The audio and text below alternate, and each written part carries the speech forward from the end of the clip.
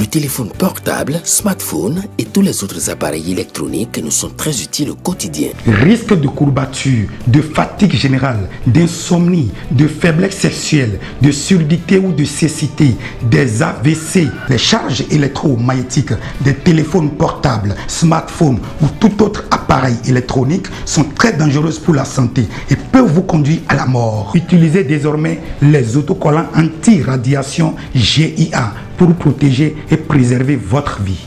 Les amis, faites comme moi, Gégé Lapino, en adoptant DMA GIA.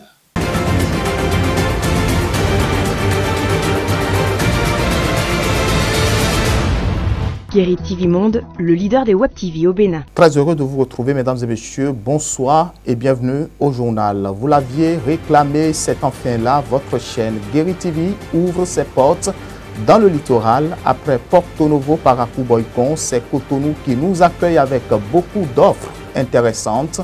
Le commentaire de la rédaction à suivre. Les hauts magistrats francophones sont à Porto Novo depuis ce mardi 5 novembre 2024 pour prendre part à la 16e session de la formation en leur faveur. Images et sons à retrouver. Et puis en interactualité, on ne le voyait pas venir, mais les États-Unis ont décidé de lui confier la destinée de l'Amérique. Donald Trump devient une fois encore le président de la République américaine. Il a dépassé la barre des 270 grands électeurs devant sa rivale Harris Kamala. Voilà pour le sommet. Bienvenue à toutes et à tous. Je le disais en titre, Guéri TV Monde a rouvert son antenne de Cotonou ce mardi 5 novembre 2024.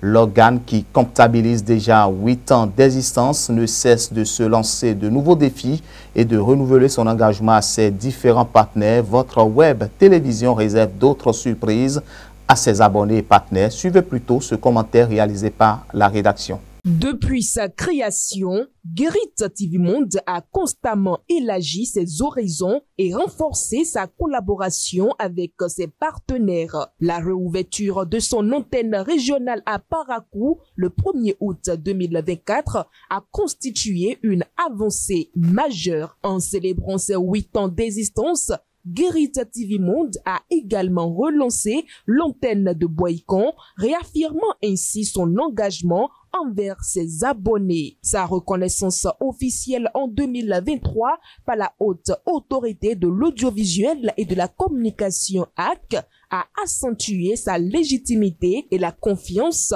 que lui accordent ses abonnés et partenaires. Pour consolider sa position de leader dans le secteur des médias en ligne, le promoteur Shamsdin Badarou a procédé à la réouverture de l'antenne de Cotonou ce mardi 5 novembre 2024, inaugurant ainsi une nouvelle ère d'interaction avec la communauté. Forte d'une équipe jeune, dynamique et motivée, Guéri TV Monde se consacre à répondre aux besoins des populations. De plus, la web télévision offre une accessibilité accrue aux organisateurs d'événements, aux acteurs politiques et aux annonceurs en proposant une grille tarifaire attractive. De plus, la web télévision offre une accessibilité accrue aux organisateurs d'événements, aux acteurs politiques et aux annonceurs en proposant une grille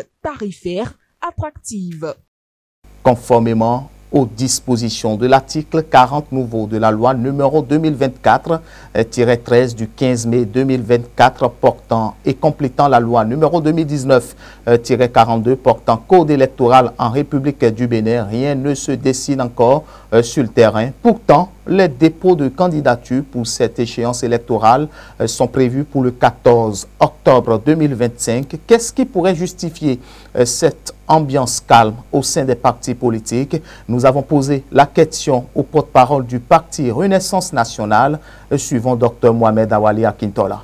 On ne parlera pas d'ambiance fade puisque chaque parti politique bouge le terrain et bouge en son sein, à sa manière.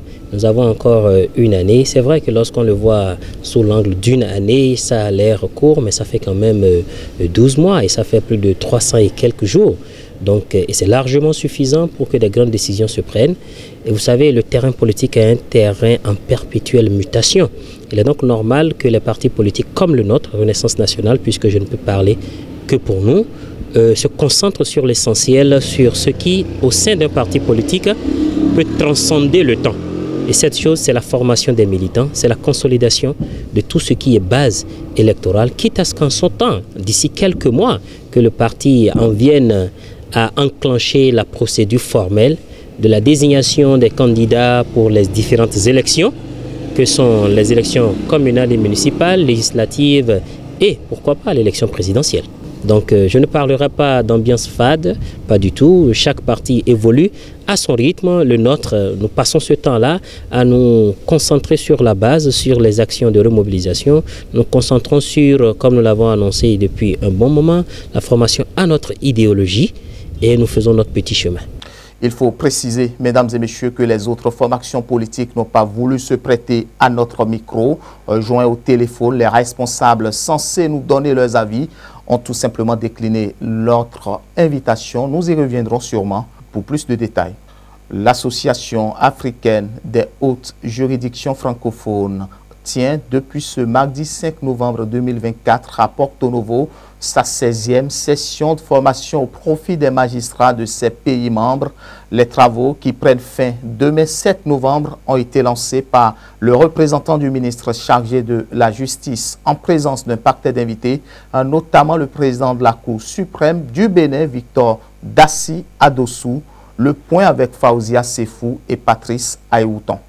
Réunis au sein de l'Association des hautes juridictions francophones AAHJF, ces magistrats sont à l'école du perfectionnement et du renforcement de capacités. Ces membres des hautes juridictions francophones tiennent ainsi à Porto Novo, à l'École régionale supérieure de la magistrature, ERSUMA, la 16e session de formation des magistrats de leur association. Le premier responsable de l'ERSUMA salue la confiance renouvelée de l'association. Cette 16e session de formation marque la continuité d'une collaboration fructueuse entre l'ERSUMA, l'OADA, la JICAF sur les défis contemporains et les perspectives de notre secteur. Chacun de vous, par sa présence, témoigne de son engagement pour un avenir juridique et judiciaire africain prospère et renforcé, maintenant la collaboration avec les autres continents et les autres pays frères.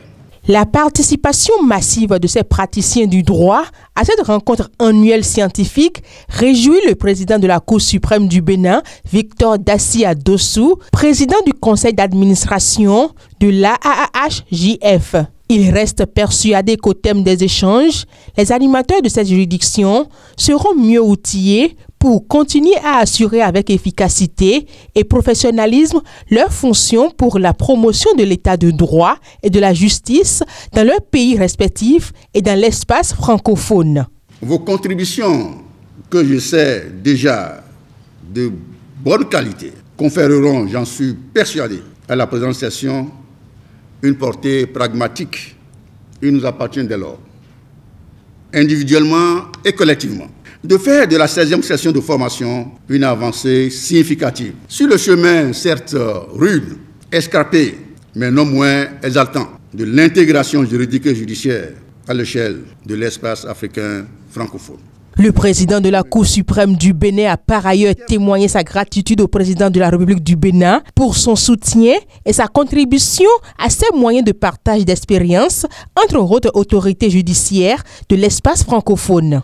Nous continuons également, du fait de votre présence à nos côtés ce jour à l'ERSUMA, d'être rassurés de l'intérêt tout particulier que porte le président de la République, son Excellence M. Patrice Talon, aux initiatives africaines de regroupement institutionnel, particulièrement celles à même de favoriser l'intégration des États africains francophones par le droit et la justice. En procédant à l'ouverture des travaux, le représentant du ministre béninois de la Justice a félicité les membres de la AAHJF pour la tenue effective des travaux. Il a formulé le vœu que la session de formation permette aux participants de tirer des leçons des expériences réussies et des défis rencontrés dans leurs juridictions respectives. De vos échanges, que j'espère fructueux, vous devriez pouvoir identifier les forces et les obstacles, les facteurs de limitation et les éléments de renforcement de l'œuvre de justice. L'objectif pour nous, en dernière analyse, c'est de tirer des enseignements pédagogiques des meilleures pratiques de nos juridictions respectives afin d'améliorer la qualité de l'office du juge au service de la sécurité juridique des plaideurs. Pendant 72 heures, différentes communications seront présentées dans les ateliers répartis en 5 groupes. Il est à espérer que les fruits de ces travaux permettent aux justiciables de l'ensemble de l'espace francophone africain de jouir de procès équitables et de décisions de qualité rendues par la justice de leur pays. La promotion des filles, nous sommes déjà à Parakou dans le système éducatif béninois, devient de plus en plus visible. Sur le terrain, les statistiques dénotent des différents efforts consentis par les acteurs éducatifs, sans oublier l'implication des parents à divers niveaux. L'autre raison à ne pas occulter reste sûrement la mesure de gratuité des frais de scolarité. On suit ce constat de notre équipe de Parakou. Reportage Anselme Orisha et Modeste Adanzeto. Depuis plusieurs années au Bénin, les filles du premier cycle sont exonérées des frais de contribution scolaire. Cette mesure de gratuité a été élargie au second cycle dans 20 communes du Bénin pour une phase pilote à compter de l'année scolaire 2023-2024. L'objectif est d'encourager la scolarisation des filles et de favoriser leur maintien à l'école. Les effets semblent déjà perceptibles, comme en témoigne l'accroissement du nombre de filles inscrites dans les établissements scolaires. C'est notamment le cas au collège d'enseignement général d'Okédama dans la ville de Parakou, où les effectifs des filles ont doublé au fil des ans. On a constaté vraiment une évolution positive et graduelle d'ailleurs, où il y a de cela 3 ans, si nous prenons la place là où nous sommes aujourd'hui au CG Okédama, on a constaté très bien que aujourd'hui on tourne autour de 1382 apprenantes. Et sur ces 1382 apprenantes, c'est qu'au premier cycle déjà, on tourne autour d'un effectif de 1005 par là. Ça veut dire que depuis 3 ans, en consultant ce qui est dans les archives, on a constaté que l'effectif a pratiquement doublé. Ça veut dire que, qu'on le veuille ou non, la mesure fait son parcours de chemin. La mesure de gratuité des frais de scolarité est très appréciée par les parents d'élèves qui se sentent ainsi soutenus dans les différentes charges liées à l'éducation de leurs enfants. Aujourd'hui, on peut constater plusieurs filles à l'école. Sinon, avant, les parents préfèrent envoyer même les filles faire bonne quelque part pour gagner quelque chose, rester à la maison, travailler à cause de la scolarité, parce qu'ils comptent plus sur les garçons que les filles. Si l'État a pris l'initiative de diminuer vraiment ce côté de payer la scolarité des enfants, bon, pour les filles d'abord, vraiment c'est déjà quelque chose, c'est déjà un grand pas et ça, on apprécie ça beaucoup. Par ailleurs, face aux nombreuses difficultés rencontrées également par certains garçons, les parents plaident pour l'élargissement de cette mesure en leur faveur. Je vais aussi demander au gouvernement si c'est possible vraiment de l'étendre au niveau des hommes aussi, parce qu'on essaie d'écouter quelques jeunes. Manque de scolarité, ils n'arrivent plus à continuer. Cependant, les établissements scolaires parviennent-ils à faire face convenablement à leurs charges, sachant que l'augmentation du nombre d'élèves entraîne d'autres dépenses internes? À cette question, le directeur du CG Okédama répond. Le gouvernement fait un grand effort. Parce que c'est vrai, à l'entame de l'exécution de la gouvernance et qu'on on a besoin des intrants pour pouvoir couvrir donc les dépenses, surtout les dépenses de souveraineté. Bon, mais quel que soit Alpha, on va garder un peu de patience pour gérer les situations jusqu'à l'arrivée des subventions, qui ne sauraient tarder d'ailleurs. Cette année, par exemple, nous avons déjà eu pratiquement le tiers de la subvention allouée à cette année 2024-2025. L'année passée, les années antérieures aussi, c'était le cas. Cela permettait donc de lancer les activités et de voir un peu à ajouter les frais de scolarité donc du sexe masculin, des garçons. Je pense que ça peut nous amener quelque part avant l'arrivée du reste de la subvention. Pour faciliter l'accès des filles à l'éducation, le gouvernement béninois a annoncé dans les années à venir l'élargissement de la mesure de gratuité des frais de scolarité au second cycle dans les 77 communes du pays. En actualité, Donald Trump a remporté l'élection présidentielle américaine. Le républicain a dépassé la barre des 270 grands électeurs nécessaires pour s'assurer la victoire. Il est notamment arrivé en tête dans 4 des 7 swing states devant sa rivale démocrate Kamala Harris. Le milliardaire est assuré de devenir le 47e président des États-Unis et de succéder à la Maison-Blanche à Joe Biden, celui qu'il avait battu en 2020.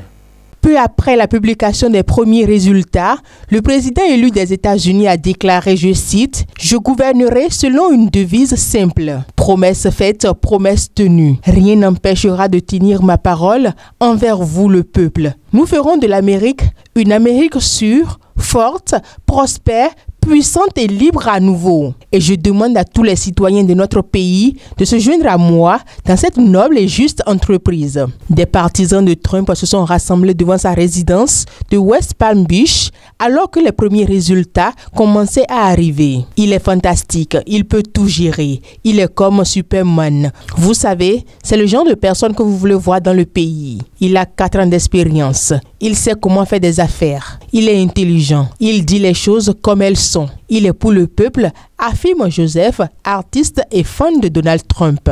En plus de la Maison-Blanche, les républicains ont également repris le contrôle du Sénat, remportant des sièges en Virginie occidentale et dans l'Ohio. Cependant, le contrôle de la Chambre des représentants est toujours en jeu.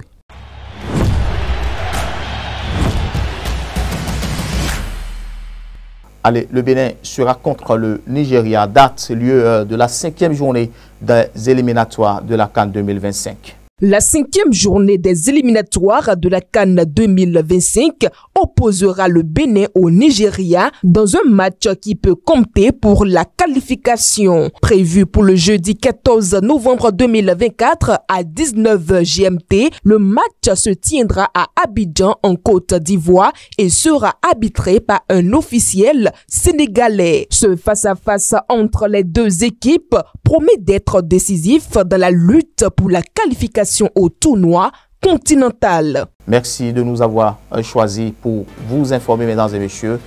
À très vite.